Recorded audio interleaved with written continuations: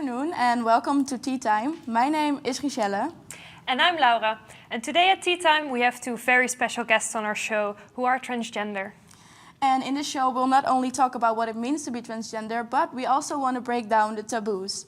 And let's first take a look at what it's like to be transgender and live in the Netherlands. LGBTQ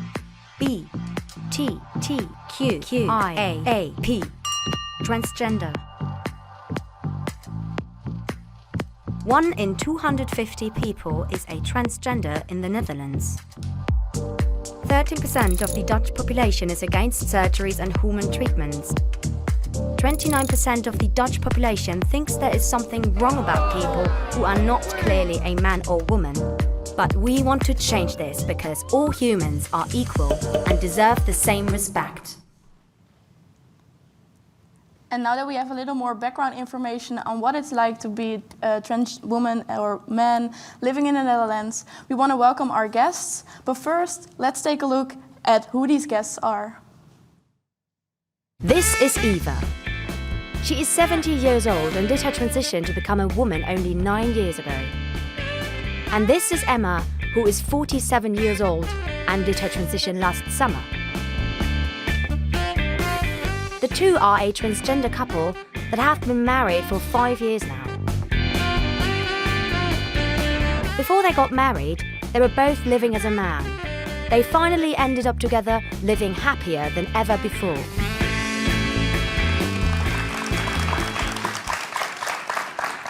So first of all, thank you so much for taking your time to be here today. And you've been together for 5 years now. If you look at each other, what do you see?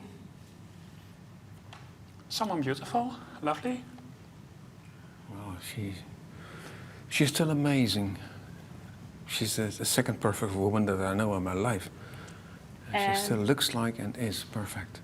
And who's the first perfect woman? I used to be married to a woman for over 40 years. She doesn't live any longer. Sorry, she died.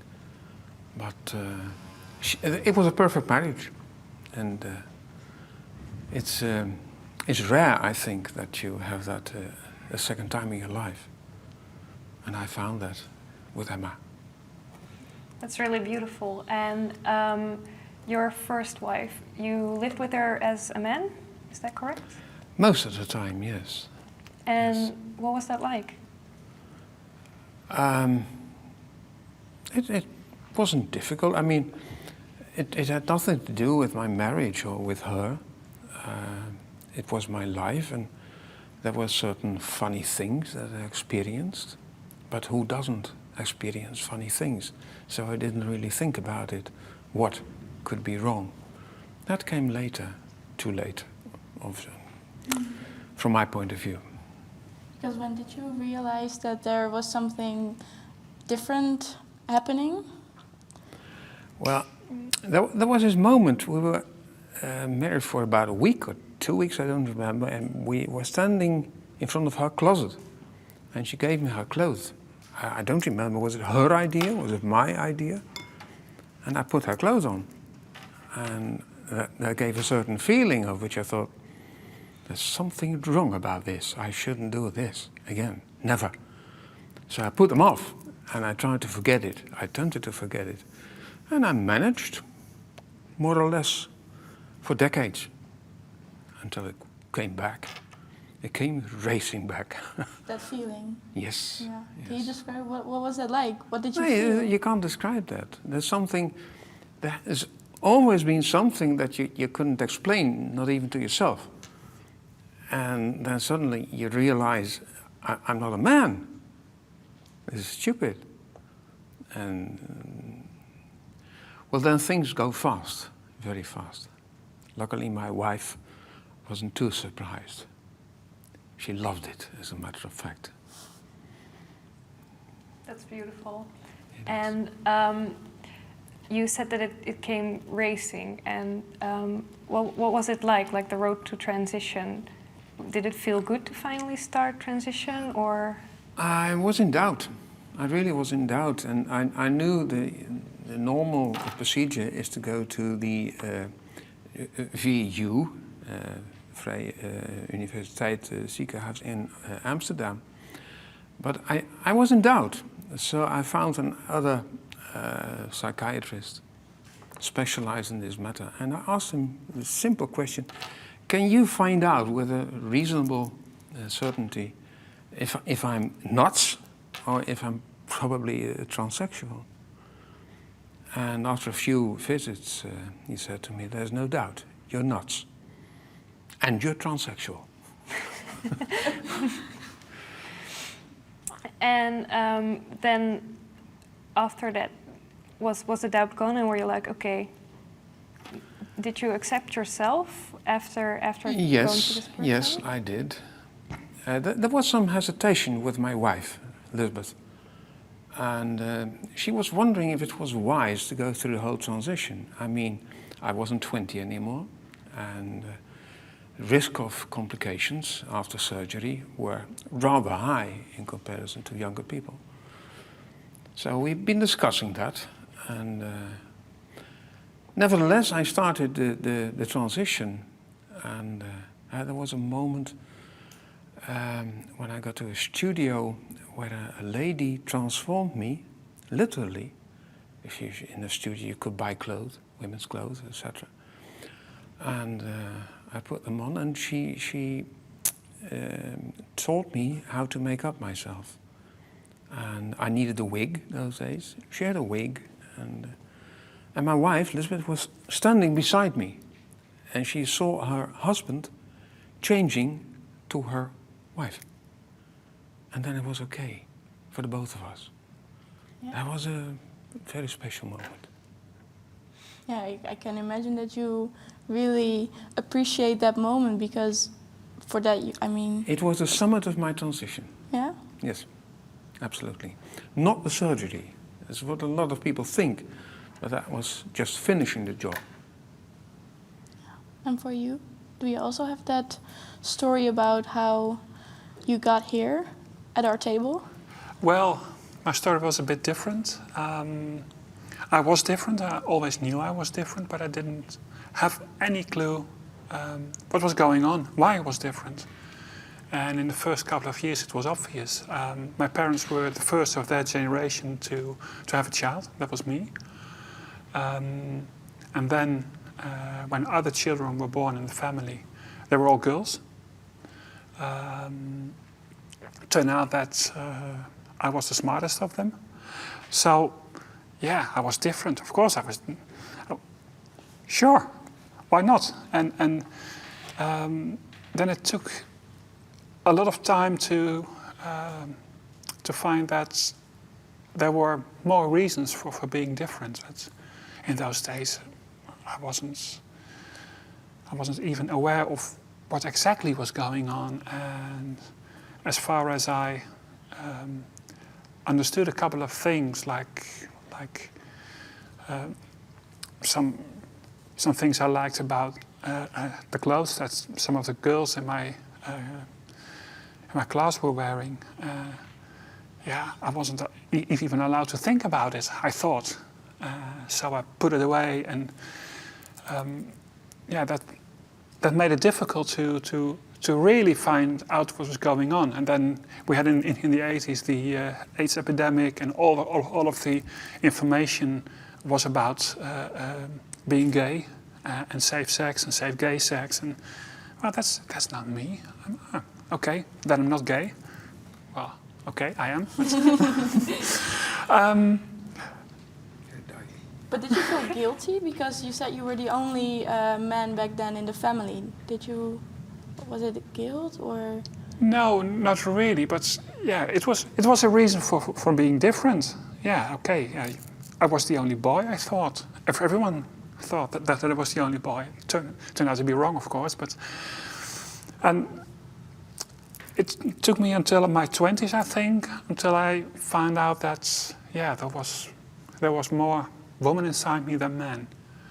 And then it took me quite some time to really recognize, come out for it. And then I was 28, I think, and I met someone. I was still unsure whether I should really come out with it or not, and into a relationship with her, and she had children, and school was literally 50 meters away.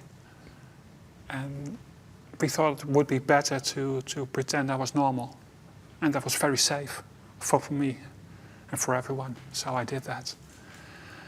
And that lasted until, 5 years ago, I think. And then I really came out. And then everything went quite fast. The relationship already had ended. But it went fast, and I met Eva. Yes. And was it difficult to pretend to be normal all this time? In the beginning, I was very good at it, and it doesn't really make you a strong person, because inside you're hiding a lot of things. And I was very quiet, silent, didn't really speak out unless you crossed a certain border when I had to, and then wasn't very nice. I was a nice person, nevertheless, but you didn't want to see me angry, because when I finally got to the point to be angry and speaking for myself, then it was too late already. So, I think that lasted for 5 or 6 years that I successfully put it away, and then it surfaced every time. A lot of transgender people recognize that they want to come out. They try to hide it first, and they buy clothes and stuff, and the male to female transgenders, they buy makeup and everything, and they try something, and then because of all the guilt they're feeling, they throw it away, and then it's quiet for a couple of months, and then they regret it and buy everything again. It's a cycle, it's a circle that they're turning. Yeah. I think that also events like Pride can help people to express themselves among other people. And also within this community, there's a lot of differences and towards labels, because obviously people tend to put people with a label. But that's why we sent our reporter to the Pride in Brussels, and she asked people what they think about labels.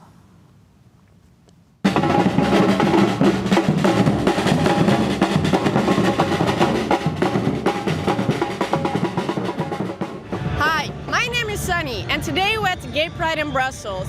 Not being a part of the community can be kind of confusing about what's happening in it. I didn't know until recently that there were multiple letters after LGBT. Let's find out what these letters stand for. Can I ask you who you are? I'm Lucy. My name is Nicolas. Hi, I'm Diana von Dirty. Diana von Dirty. Who I am? Yeah. I am Fabrice. And which one of the letters are you? I'm gay. I identify as a heterosexual female. How you identify? A human. I am gay man from Brussels. And how do you feel about labels? Oh, I think in our society labels are way too present, if that makes sense. And I think that's why we're all here, because labels are something we don't really need. And you identify as what you want, not especially as what society labels you as. For me, that's no problem to being labeled, because to me, having a label, sometimes it makes it easier to understand what you're talking about. So for me, labels, if not misused, that's okay.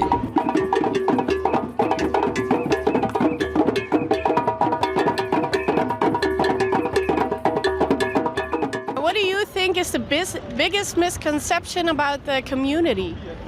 How? And what is the biggest misconception about this community? That's a good question.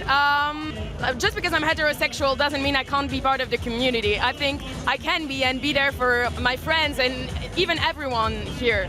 So I think that's the misconception, that people think that we can't be there, but we can. I think that a lot of people think that we have chosen to be different, of that we've chosen what our life is, but that's not so. We are born like this, and that's our life, and So we have to live like this.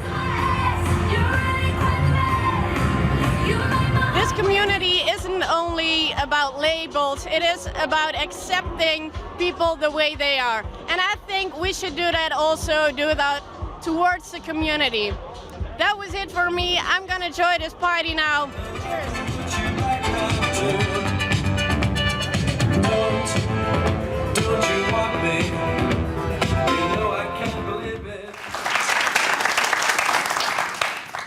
So, we heard it about labels. There's a lot of different opinions, and I personally feel like sometimes we might hold on to them too tightly, because for me, I identify as queer. I don't really feel like a man, but also not like a woman.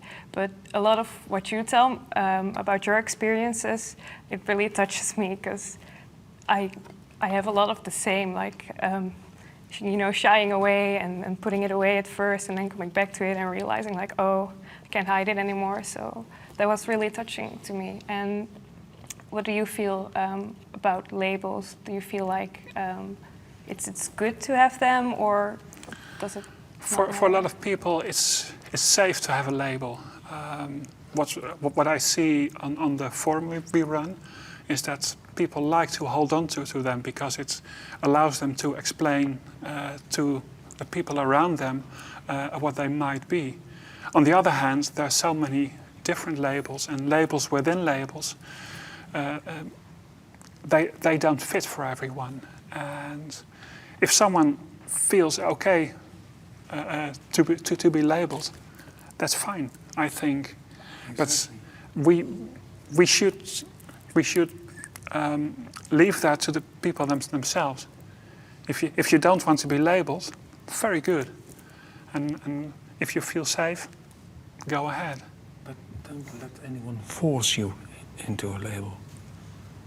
Or under a label. That's the same thing you see with one part of the transgender community, the transsexuals, like us.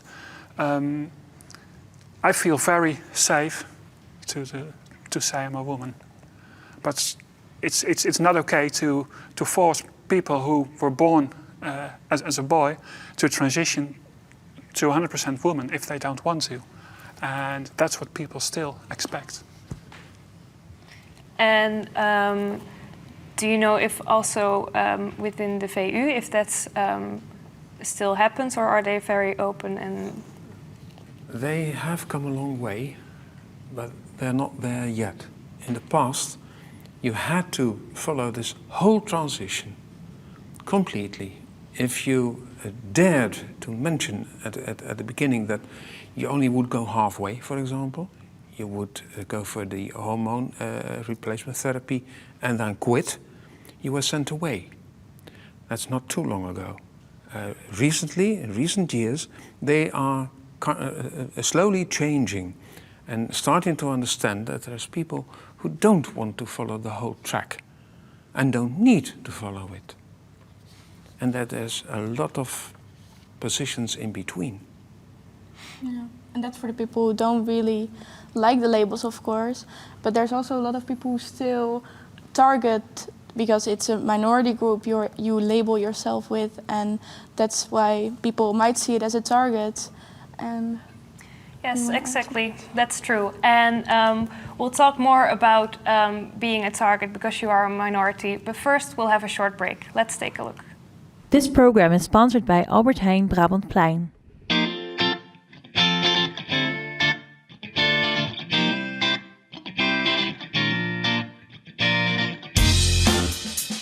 Within our Albert Heijn, we offer a variety of healthy food. Let's take a look.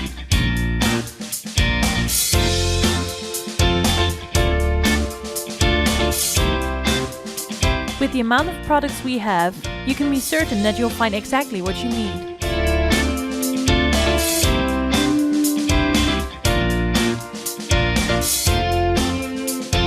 The friendly personnel is always there to help.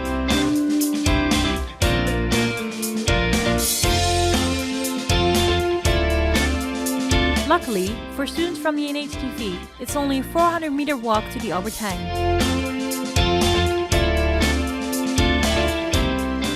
We hope to see you soon at Albert Heijn Brabantplein.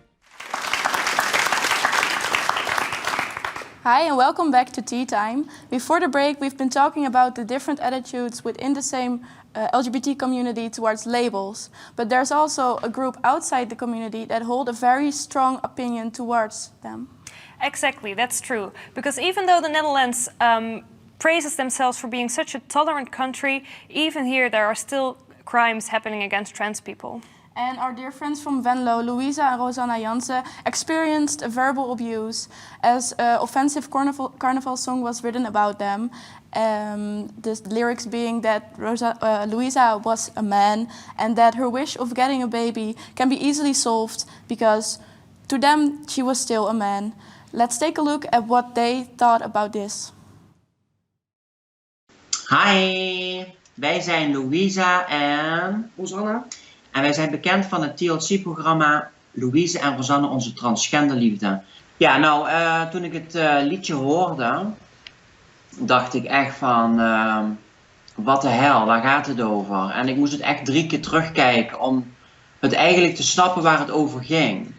En ik vond het zo kwetsend op een gegeven moment. Alleen, Rosanne zei tegen mij van, daar moet je gewoon iets mee doen, dit kan je niet gewoon zo laten. Wij willen gewoon voorkomen dat het in de toekomst ooit nog bij iemand gebeurt. Dus diegenen die hebben eigenlijk in feite een soort voorbeeldfunctie op tv en hier in de omgeving. Dus wij hebben zoiets van, die moeten gewoon echt zwaar op de vingers getikt worden. Nou, ik heb natuurlijk geroepen na dat incident van, ik zal nooit meer, maar ook nooit meer iets doen in Venlo. Dus een optreden geven of iets presenteren.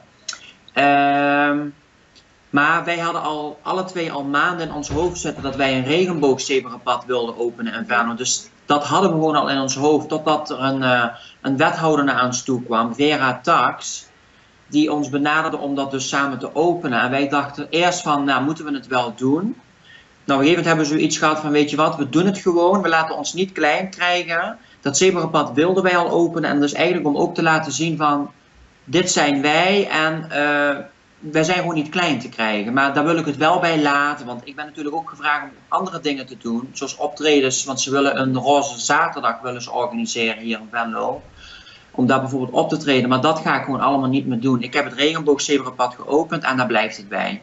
En ik ben wel woedend, ik ben ook verdrietig op het, ja, hoe moet ik zeggen, als ik eraan denk, dan kan ik ook wel best wel verdrietig ervan worden, maar ja, dus er heerst wel veel woede in me nog steeds. Als ik het al hoor weer, of ik zie ze dan, ja, dan ben ik best wel boos.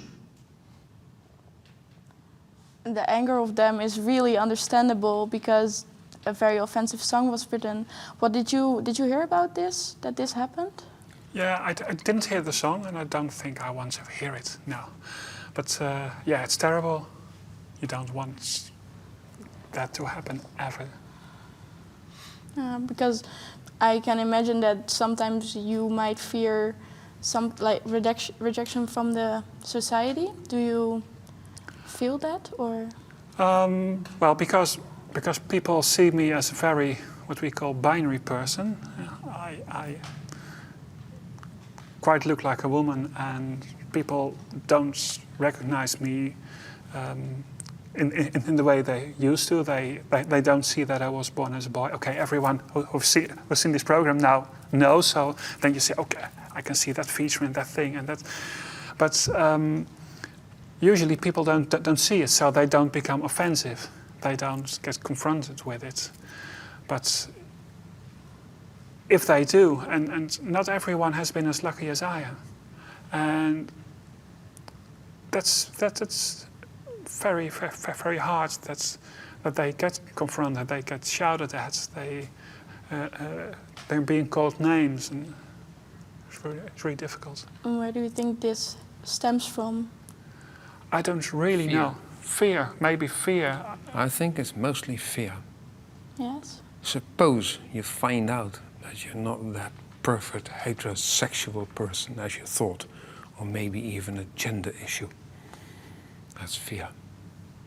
So, and you want to prove, not only for the world, but for yourself, that there's nothing wrong with you. You're a perfectly normal being. No gender issue, no sexual issue. Gives you safety. But you didn't really experience that safety, I think, or did you? I didn't, and I don't think you did.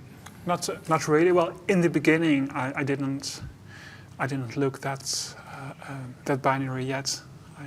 I was somewhere halfway. I transitioned slowly. I didn't go to where you went and get transformed at once. So I made a couple of steps and had some non-binary stages in between. And I can remember that there were people looking, shouting, but I just ignored it. And it was a short period of time, so I don't have many bad memories about that. Yeah, because there are a lot of people who get into situations they shouldn't get in because they are transgender themselves. And we have some situations, and we're gonna take a look at the first one right now.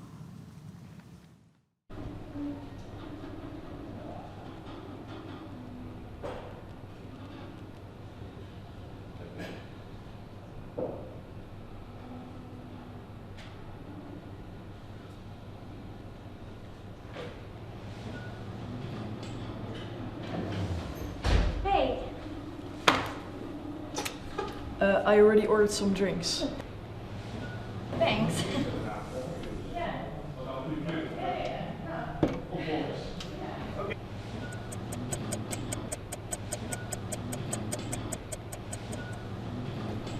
I want to tell you something.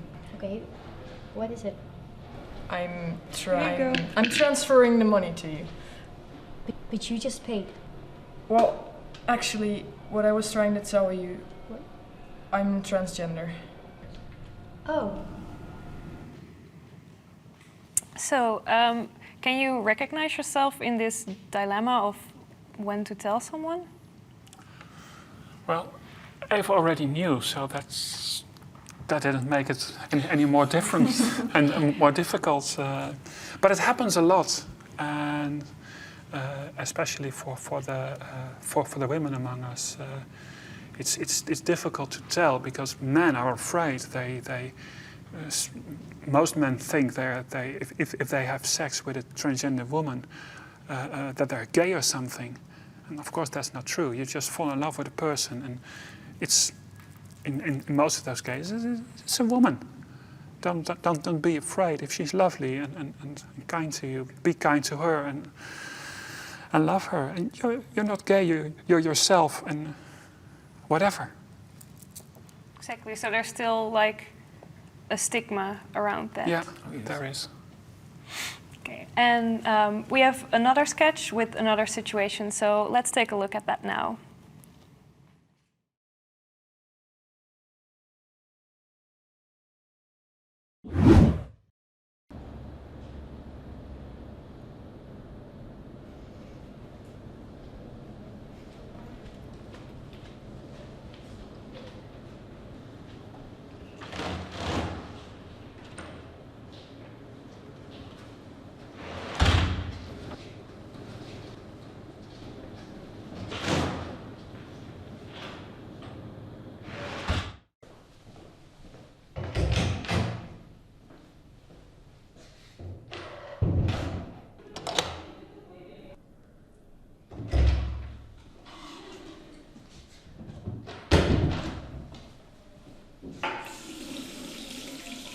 Are you sure you're in the right bathroom?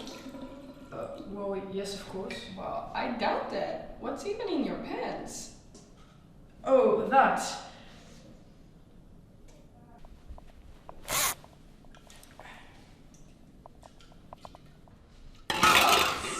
Oh my god. Fuck. What's that? Oh my god.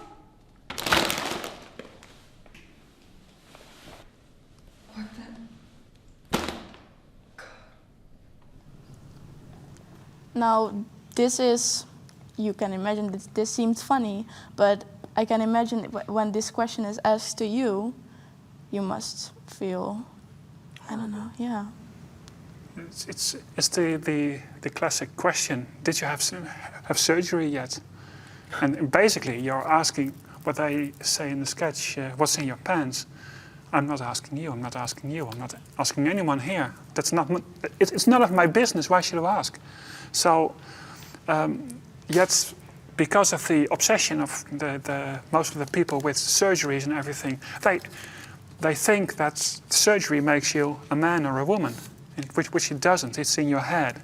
You already are, and that's and basically that's the other thing. Being in that bathroom, of course. Because did you ever encounter a situation like this, if I may ask? Yes. I did not. You didn't? No. No. I did. I've been in doubt, just like he was, and just standing in front of the bathroom and think, okay, where should I go? I look like a woman, and then still I was in doubt, and I didn't dare to go in. So I went to the men's room, and they were looking. Okay, men are more used to women running into their bathroom because it's almost everywhere. It's busy in the ladies' room, so they go to the men's, and the other way around, it's more difficult. So when I wasn't that sure of myself, I still went to the men's room, and then a friend of mine, not Eva, Annette, she said, "No, you can't go in there anymore." She took me and pulled me in, and that was the moment for me to switch. And how did it feel to finally be able to make that switch? Very good. Just, yeah, it was a bit awkward at times. I once went to the bathroom with my daughter. My son was in the men's room, of course, and she was sitting next to me in a different stall, and she heard someone else fart in the bathroom, and then she shouted, "Daddy, did you fart?" And there were other people in the bathroom, and it got quiet suddenly. It got completely quiet. And I thought, no, I'm not going to answer. And then she asked again, and it didn't answer, and then everyone went out. But it was a bit awkward. I can imagine, but did you manage to... Yeah, well, I had a chat with her at a certain point, and she herself felt that it was a bit strange to ask that question at that moment. Of course, I'm still her daddy. That's something that doesn't change. Of course, I didn't carry her around for 9 months, so I'm not her mother. I'm not going to call myself her mother. I'm not going to do that. But then she said, "What can I do?" I said, "Well, you're allowed to call me by my first name if you want to." Oh, so after that moment, she occasionally, when it's seemed better to her, she called me Emma instead of Daddy. That's very beautiful, I think. And especially when people have their opinions on it, we all, I think, believe that we're all different, and we all have our different perspectives. And I really think that there is a beauty when we come together, embrace these differences, and move forward as one. I think you also with T-Nederland really empower that message. Exactly. Yeah. Can you tell a bit more about T-Nederland and what you do with that? T-Nederland consists of mainly it's a forum, an internet forum. Some people think that's old-fashioned, but it works. We have over 960 forum members who communicate with each other, and sometimes you have a small clash. So you do need to do some moderation, but usually they find support and gather courage. What we see for the last couple of years now is that small groups of people are coming together throughout the country, in all places, in public. While in the past it was quite a habit to come together once a month, for example, in a quiet, not in public, but behind closed doors, behind closed curtains, and that doesn't help anyone.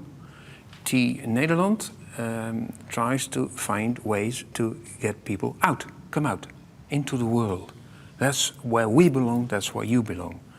Get back to work, get back to study and live together with us. We try to give them the courage, the power.